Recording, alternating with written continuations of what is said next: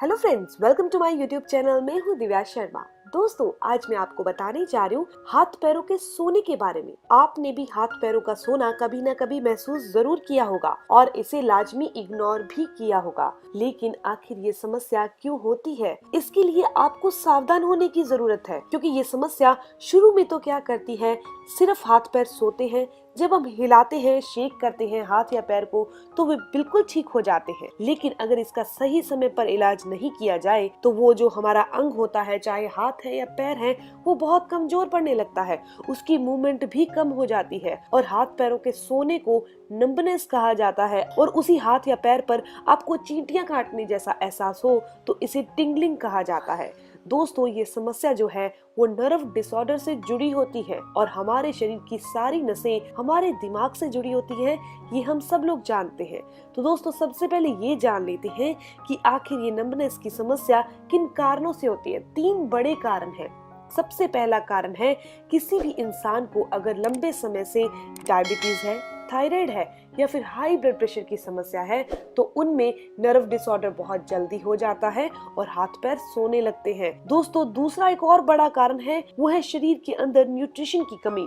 और स्पेशली कौन से न्यूट्रिशन है, वो है विटामिन B12। विटामिन बी की पूरी जो फैमिली है, ये विटामिन B12 की। दोस्तों, अगर शरीर में इसकी कमी हो जाए तो नर्व डिसऑर्डर हो जाता है और हाथ पैर सोने लगते हैं। इसके अलावा विटामिन C और फैट सॉल्युबल जो विटामिन है, विटामिन D, इनकी कमी होने पर, इसके अलावा कैल्शियम और पोटेशियम की कमी होने पर हाथ पैर सोने लगते हैं। इसके अलावा तीसरा कारण है कि अगर हमारी बॉडी के अंदर, हमारे शरीर के अंदर ब्लड वेसल के रास्ते ब्लड की और ऑक्सीजन की सप्लाई हमारे उस पार्ट तक, उस एरिया पर, कोई भी हाथ है या पैर तक नहीं हो पा रही, उसके कारण भी हाथ पैर सोने लगते हैं। अब बात ये आती है कि इन सभी प्रॉब्लम्स के पीछे सबसे मेन कारण क्या है, नर्व डिसऑर्डर। और नर्व के ऊपर कमांड करने का काम कौन करता है, विटामिन B12। और विटामिन B12 के अंदर भी जो विटामिन B9 है, वो फॉलिक एसिड होता है, जो शरीर में रेड ब्लड सेल को बनाने का काम करता है। अगर शरीर के अंदर रेड ब्लड सेल कम होंगे तो ऑक्सीजन पूरी तरह से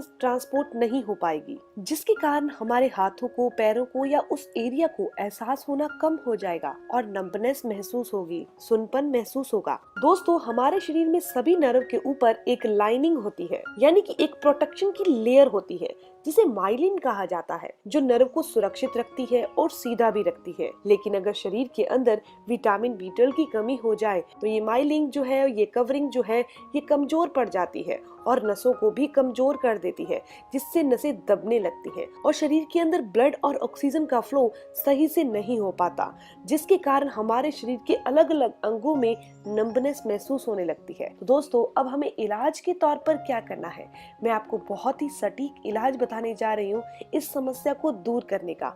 इसे बिल्कुल भी साधारण नहीं माने इस समस्या को, क्योंकि ये आगे चलकर पैरालाइसिस यानी लकवे का रूप भी ले लेती है। सबसे पहली चीज तो है दोस्तों, आपको अपने शरीर के अंदर विटामिन B12, कैल्शियम और पोटेशियम को पूरा करना है। कैल्शियम को पूरा करने के लिए आपको क्या करना है, आपने 1 कटोरी दही लेनी है, उसके अंदर गेहूं के दाने की जितना चूना मिक्स करना है और आपने दोपहर के टाइम कभी भी इसे खा लेना है खाली पेट। अगर आप 1 महीना ऐसे ही करते हैं तो आपकी बॉडी में कैल्शियम की कमी पूरी हो जाएगी। और जो दोपहर के टाइम लेने का समय आपको बताया है, उसका मतलब ये है कि अगर किसी कारण से आपकी बॉडी में कैल्शियम ज्यादा है तो वो आपकी बॉडी में स्टोन नहीं बनाएगा, यानी कि as a stone, as a पथरी नहीं बनाएगा, ये फायदा होगा।